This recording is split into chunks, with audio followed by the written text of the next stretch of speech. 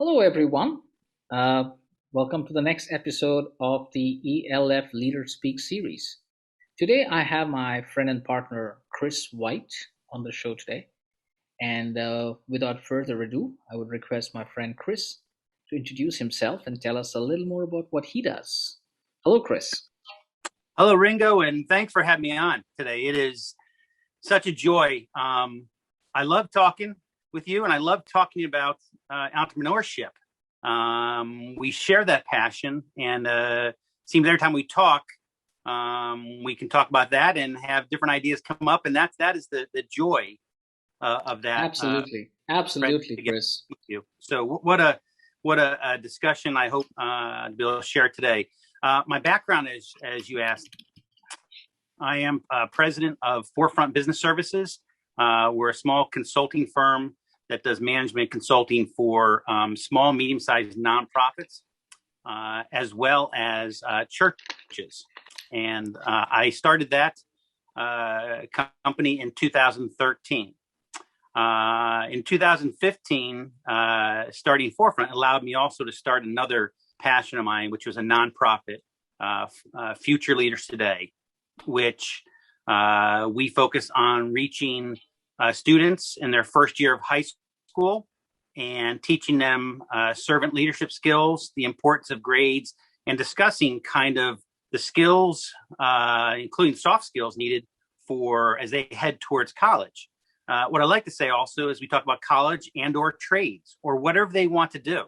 There's some amazing opportunities, and we like to reach them and really mentor them and give them support. A big theme of that really is no matter the challenges of the past, we encourage them to focus forward. A big theme with Futures Today.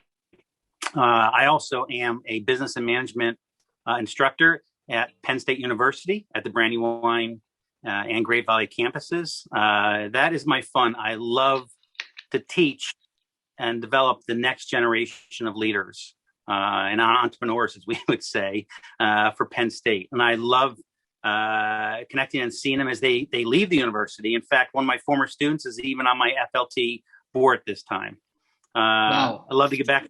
I love to get back to the community and serve on 3 different boards in this area, including an administrative advisory board with local hospital and the Kiwanis this time. So that's kind of my background. I was blessed to be able to work for 22 years at a provider of service to people with disabilities, Melmark, in Berwyn, Pennsylvania. Nothing but incredible thankfulness for them in so many ways. The ability to change lives there for many years. I started off in direct care and worked all the way up to an executive director for the last 13 years and making an impact there, leading. And I'd like to think, as I look back, there were many aspects of entrepreneurship that really impacted my desire to grow from maybe 1 or 2 programs to 5 or 6 or 7, and the opportunities from there. And so grateful that at Melmark they really paid for the majority for me to get my master's in clinical psychology as well as my MBA, and we'll be forever grateful for the opportunity to serve there and grow there. And so that's kind of my background. What kind of got me there. So Forefront 2013 and FLT 2015. So Amazing. You seem to be doing so many things, and I know that, and I can vouch for that. You are never, you're never idle. I mean, you're busy all the time. You're always on a call or getting off a call or getting on a call. So getting on your calendar has always been a challenge for me in a good way. So you're a very no, busy man, and I'm very happy to, partner with you as we try and do things together. So as you know, Chris, the purpose of this group is to bring together entrepreneurs like you and myself and have conversations around seeing what we have learned and can we share some of our knowledge with our fellow members in this group. So with that said, what in your mind is entrepreneurship? What's your definition of entrepreneurship? huh. um, we can go to like the classic definitions of it. When I first started off, so I was with a company for 22 years, and reached the point where I said, okay, what do I do next? And I really said, okay, I really want to dust off. When I was getting my MBA, for one of my projects, I actually did a project on starting my own consulting firm. So when the opportunity came up back in 2013, I kind of dusted that off and said, I really, spoke to my wife and said, I really want to do this. And there are many benefits in regards to the flexibility, and family were there at the time. So all wonderful, and talked about it. So when I started, you start off and you say, what's the general definitions, of entrepreneur, and somebody who, organizes, somebody accepts the risks of starting a business in some manner, as opposed to working for a company. You're at a company, and a lot of the risk is really under the company and really under that manner. But as an entrepreneur, especially you're starting off, small, you assume a lot of risk in that manner. So really under entrepreneurship, I like to really talk about the term risk. And so when we talk about entrepreneurship, I'll just hit a few what I think are some characteristics of an entrepreneur and see how it flows from there, Ringo, and that manner. Because when I look at entrepreneurs, what's from there. And the first thing I would say about entrepreneurs is we understand risk. And why that's really important, I'll make sure I clarify that, is entrepreneurs aren't these rogue, people who just don't understand risk, or just risky people who will risk and take a company down. In fact, entrepreneurs completely understand risk. And they actually, in my mind, one of the things that I look at, what I do is I'm completely understanding of risk, and I'm spending time trying to minimize risk, not to increase it in some way. And so risk really is something that I believe every entrepreneur should be aware of. In fact, I just wrote my first ebook. Yeah, and it's you want to become a small business entrepreneur is the ebook. And so, right in there in the beginning, I talk about you're going to have to want to look at this thing called risk. And people, and so they seek to, entrepreneurs seek to minimize risk, not to infuse this riskiness. So I wanted to clarify what, when I look at entrepreneurs there. The second thing I would say is what I realized about myself in regards to entrepreneurs is that it helped me, whether in a business setting, and it actually helps me as an entrepreneur now, is that make sure you understand this. I thrive in uncertainty. And it sounds odd. Entrepreneurs don't look to create uncertain environments, but actually, if you're someone who is okay with it and thrives in uncertainty and uncertain situations, you'll find that you're very, so in a business setting, I found that many people were trying to avoid it, where I would find myself saying, no, there are many possibilities that can come out of it, but you need to engage the uncertainty. And so when I teach my students at Penn State, one of the things I talk about them, whether or not you want to be an entrepreneur, is you're going to have to get comfortable with being uncomfortable. And so entrepreneurs, I find when I talk to them, are okay with being uncomfortable. They thrive in this uncertainty, which is interesting when you talk to them. You don't want it all the time. You've got to manage all the time, but they're not afraid, and it doesn't scare them in some ways. And so another aspect of entrepreneurship or entrepreneurs that I find is they understand the importance of relationships and the connection between relationships and persuasion. Entrepreneurs really need to understand how interconnected we are. We've had that experience already so many times, and when you speak to entrepreneurs, they understand the importance of people and relationships and how important it is to be able to persuade, not in a negative sense, but persuade them towards the vision or what they're doing. We're interconnected. You're interconnected with those you work with as an entrepreneur.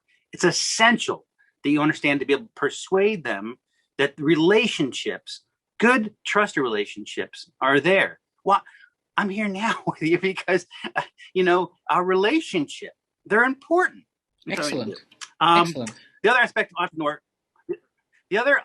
aspect of entrepreneurs that I find when I talk to or you meet someone is that they necessarily don't like the status quo.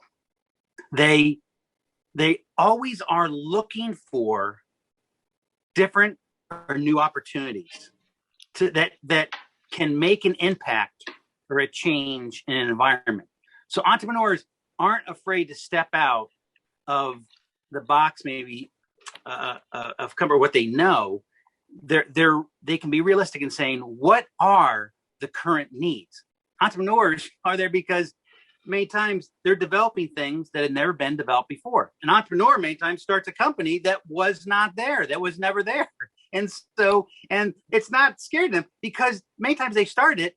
I started Forefront Business Services because I saw there was really in the industry that I was in, there wasn't really something. There was something for large providers, right? But there wasn't a consulting company or advisory company for the small to medium sized companies. That in that manner. Got it. FLT, Future Leaders Today, I really started that because who was going into the schools, offering the schools no charge and bringing in people who could engage the freshman students and point them to focus forward towards what they can develop and the skills they can develop to be strong and get them connected to their school going forward from there. And again, Excellent. I always like to say the principals always say, okay, I like, FLT Connect and what you're doing, but how much does it cost? And I'm like, nothing. And they're like, what's the catch? I'm like, there's no catch. I'll go out and I'll come in, bring in my advisors, and we will work with your students. There is a need there. And so I believe entrepreneurs are always heads up, head in the swivel, looking around. What are the opportunities? What are the needs out there? The last thing I'll say about entrepreneur is passion. You meet an entrepreneur, and there should be passion about what they're doing. Passion towards what they're looking to impact and who's looking to impact and the changes that they believe what they're going towards can really occur to meet that opportunity that's out there. So there you go. Excellent. So I guess you you covered that very beautifully, Chris. What in your mind is leadership?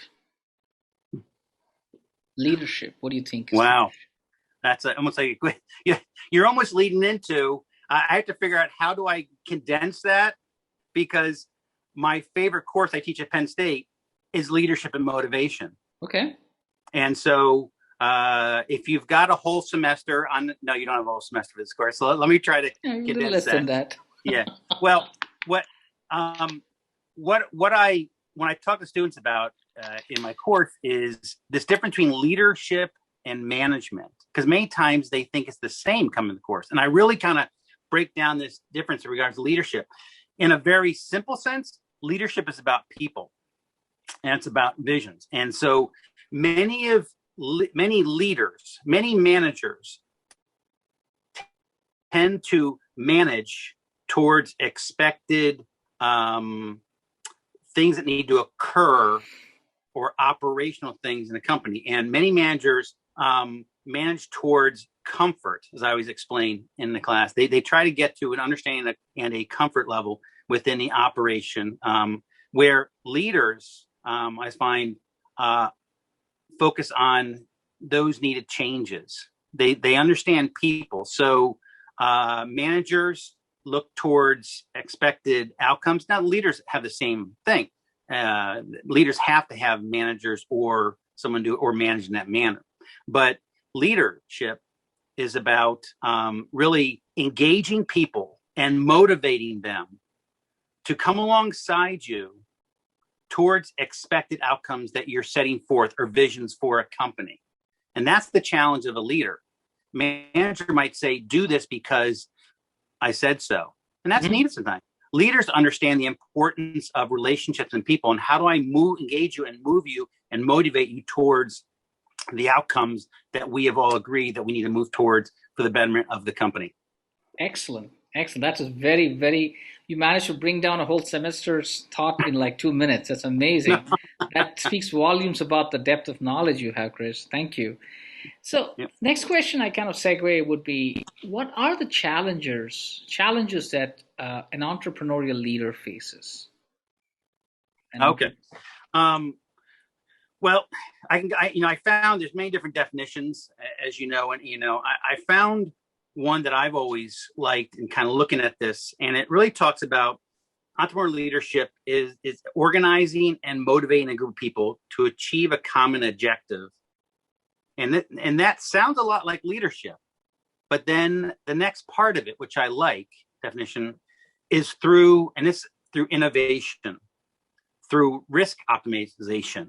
And why that's important to really note is that, again, remember I said earlier in discussion about people think entrepreneurs, or you infuse an entrepreneur kind of leader into a group, there's going to be like tons of risk and they could take it, the project or whatever, under it, man. I said, no.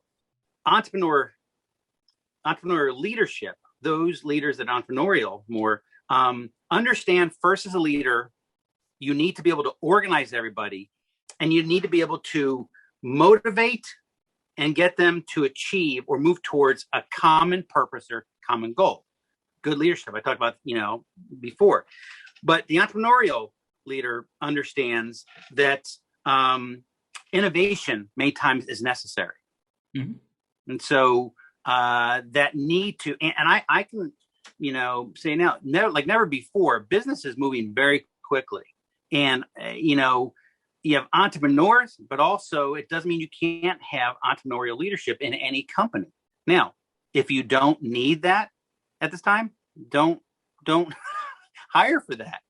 But if you need someone to come in who understands risk optimization, how do you look at something, organize people in that manner, minimize risk? So you're saying that entrepreneurial leaders have roles not only in entrepreneurial organizations, but in large corporations as well.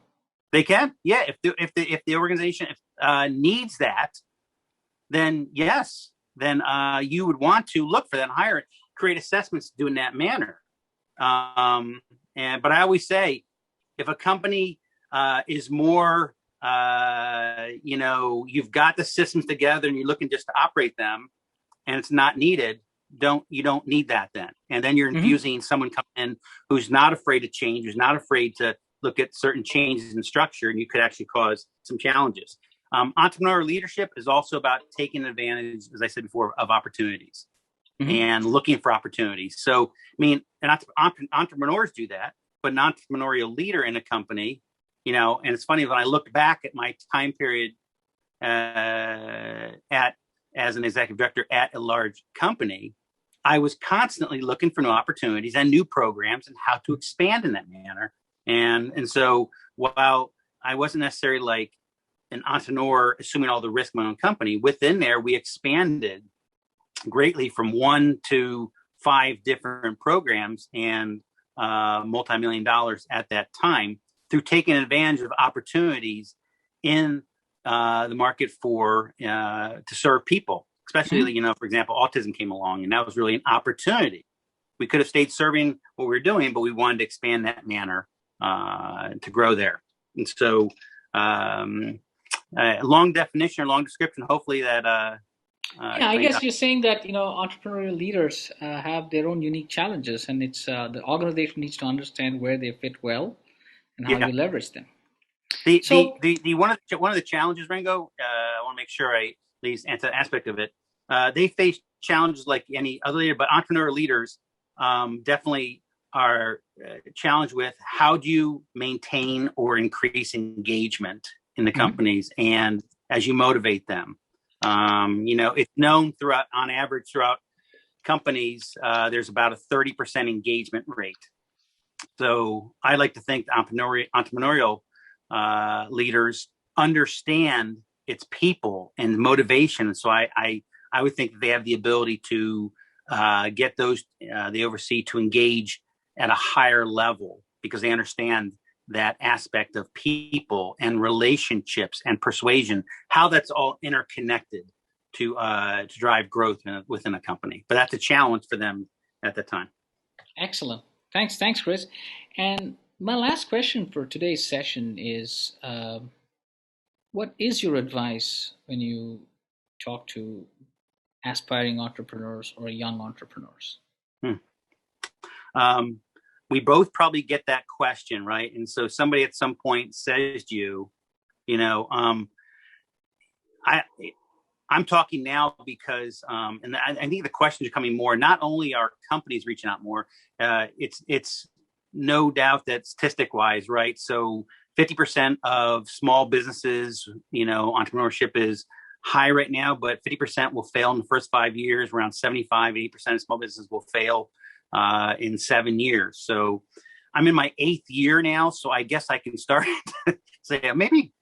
I waited till my 8th year to write my first ebook because I didn't want to write it in the 6th year and it failed in the 7th. See, and say I'm part of this.